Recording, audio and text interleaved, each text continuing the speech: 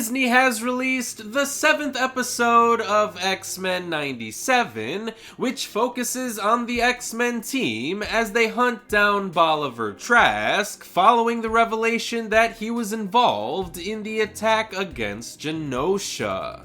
And I thought it was a really damn good episode. So, if you don't want anything from Bright Eyes to be spoiled for you, I would suggest that you stop watching this video now and go on to watch the episode instead. Because last week's episode provided a narrative shift that allowed viewers to stew over the many mutant deaths that were previously witnessed, but Bright Eyes acts as a direct follow-up to Remember It, where the characters could truly mourn the loss of their loved ones. Though, as we very well know, different people mourn in different ways, and Bright Eyes perfectly captures the complex mix of grief and rage that one may experience after a monumental tragedy.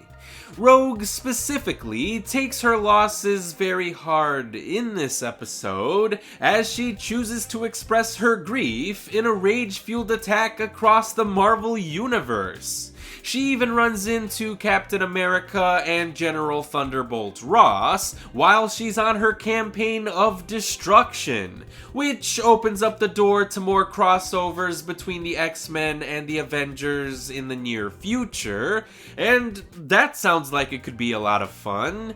But the episode doesn't stay too lighthearted, as it mainly focuses on Rogue's pain and anger. She's in such a blind rage that she doesn't even attend Gambit's funeral, opting to go on a quest for revenge in order to discover who killed him in the first place instead. It's quite a compelling journey for Rogue to embark on, and Lenore Zann does an excellent job of voicing the character, perfectly emulating the complicated range of emotions that Rogue must be facing here. Though it was interesting to see how her character took a bleak turn in the episode's finale, as she actively dropped Trask off of the ledge of a skyscraper. Because that's something you would never see a hero do on a Saturday morning cartoon, and that's something I haven't mentioned in any of my reviews for the series so far. How mature and adult this show really is. Children can enjoy an animated Marvel series, obviously, but this show was clearly written for the adults who grew up watching the original animated series in the 90s. So it is nice to see a show that has grown up and matured with its own audience, because it allows the series to introduce some complexity and some nuance. And I do want to see if Rogue will face any long-term consequences for her callous behavior, because her other X-Men teammates didn't seem to be too happy with her decision. So hopefully her behavior won't just end up being ignored as this series starts to ramp up towards its finale.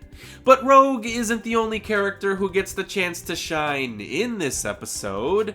Nightcrawler provides a nice and heartfelt funeral service for Gambit, offering his unique brand of wisdom and compassion to the other grieving X-Men characters. Cyclops breaks into tears after he and the X-Men find Emma Frost as a survivor from the attack on Genosha, which came as an especially emotional moment considering that the government decided to stop looking for mutant survivors. Beast becomes frustrated with news reporter Trish Tilby, taking issue with her comments about tolerance, which obviously mirrors Cyclops' own frustration from episode 5. And Sunspot finally decides to come out to his parents about him being a mutant, only to find out that they already know.